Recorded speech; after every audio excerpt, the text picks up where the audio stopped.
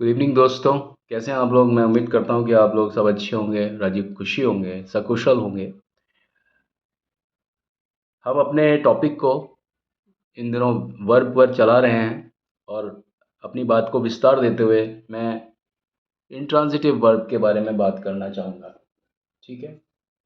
तो intransitive verb जो है वो आपको मालूम है कि इंट्रांजिटिव वर्ब वो होती है जो अपने से बाद में खुद के बाद में कभी भी नाउन या प्रोनाउन की डिमांड नहीं करती है। जैसे मैंने एक सेंटेंस लिखा, वुड्स फ्लोट। ठीक है। Woods float. वुड्स फ्लोट पहले एक सेंटेंस बनाया, अब ये सेंटेंस जो है ना यहाँ पर ख़त्म हो गया एक तरीके से।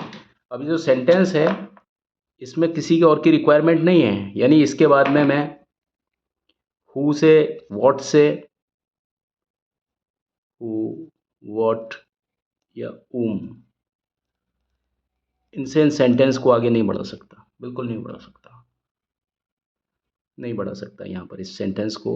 लेकिन किसकी मदद से बढ़ा सकता हूँ?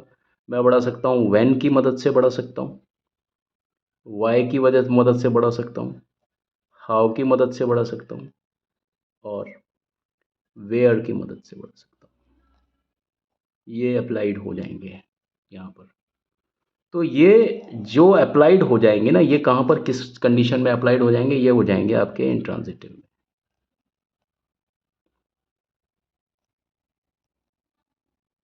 इंट्रांजिटिव वर्ब्स में। ठीक है। और इनकी मदद से ये सेंटेंस आगे बढ़ ही नहीं पाएंगे कि आप सोचो कि हु के बारे में कुछ लिख दें तो वो गलत हो जाएगा, लिखा ही नहीं जाएगा। Transitive verb. तो यहाँ पर ये, हाँ, सॉरी, मैं गलत लिख गया। यहाँ पर इनका एप्लीकेशन नहीं होगा। ठीक है। तो ये woods float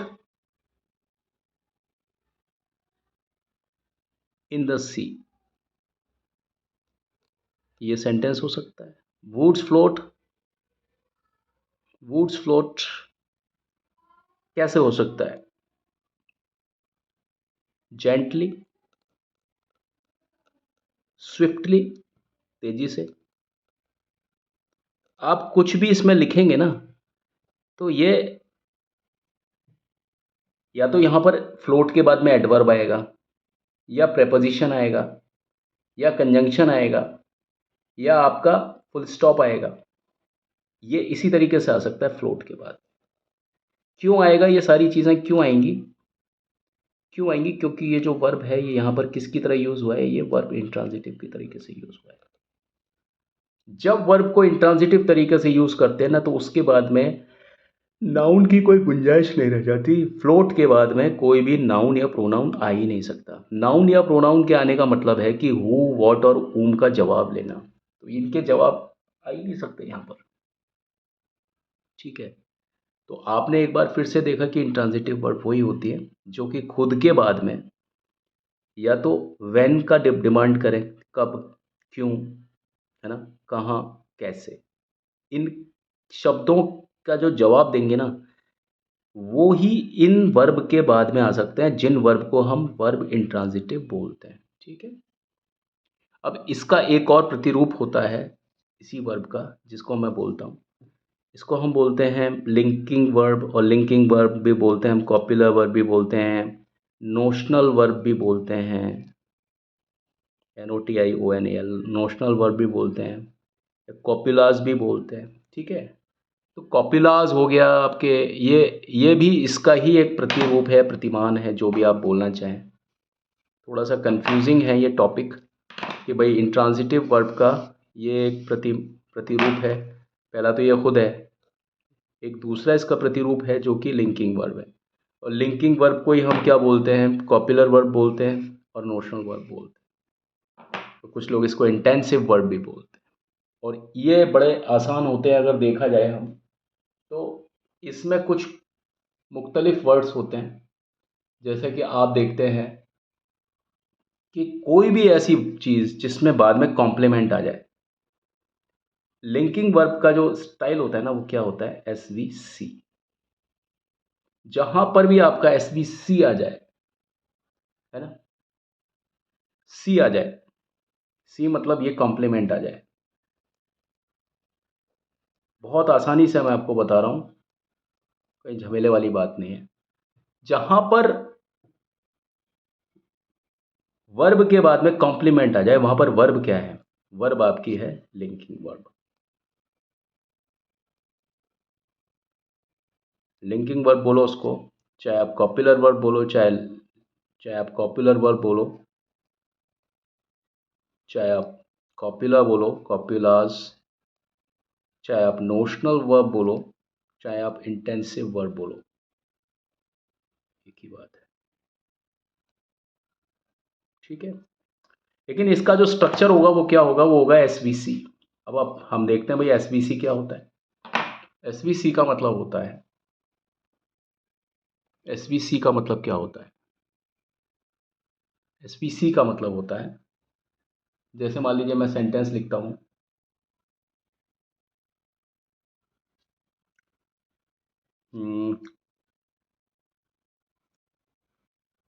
she is a beautiful girl.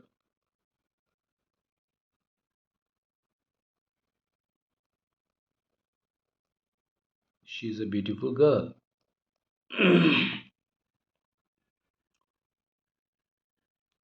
You were happy.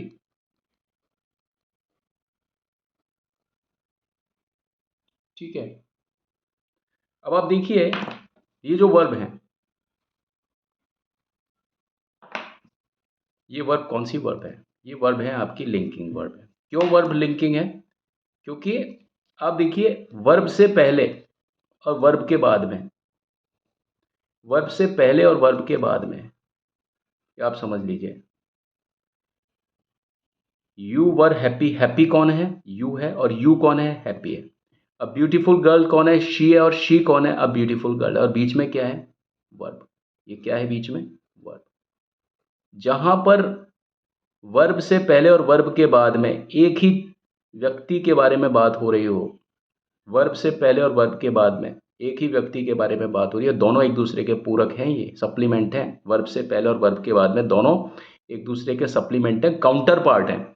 जहां पर ये सिचुएशन पैदा हो जाए, वहां पर ये जो वर्ब होगी ना, इसको हम बोलेंगे लिंकिंग वर्ब या कॉपुलर वर्ब या नोशनल वर्ब या कॉपुलाज या जो भी आप इंटेंसिव वर्ब बोलते हैं उस तरीके से। ठीक है, अब यहां पर देखिए इस कैटेगरी में और भी काफ़ी सारी वर्ब आ जाती हैं कि आप इसमें इज़ और वर्ब को जिन जिन वर्ब से आप चेंज कर सकते हैं, वो और कौन कौन सी वर्ब है? वो है आपकी, जैसे आप देखिए अपीयर भी हो सकता है, APPEAR, अपीयर्स ब्यूटीफुल, अपीयर, तो यहाँ अपीयर्स हो जाएगा, अपीयर्स हो जाएगा। सीम्स, सीम्स हो सकता है। बिकम हो सकता है, बिकम का शॉर्ट होगा बी। और क्या हो सकता है? ग्रो हो सकता है, ग्रो, ग्रो, ग्रोज यहाँ होगा। टर्न, टर्न, ट्रू, ये वर्ब्स हैं। रिमेन, ठीक है, और इधर आप देखिए look, sound, smell, feel, taste, ये वर्ब देखिए आप, है ना।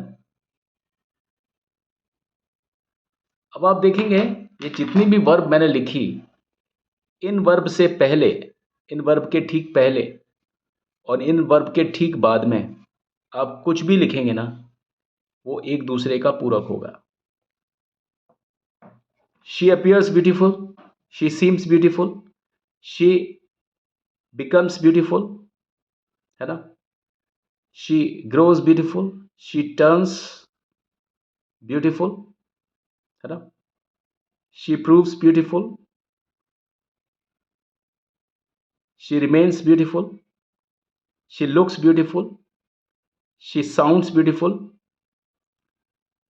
She smells beautiful, she feels beautiful, she tests beautiful. ये सारे सेंटेंसेस एक तरीके से किसी ना किसी तरीके से सही हैं।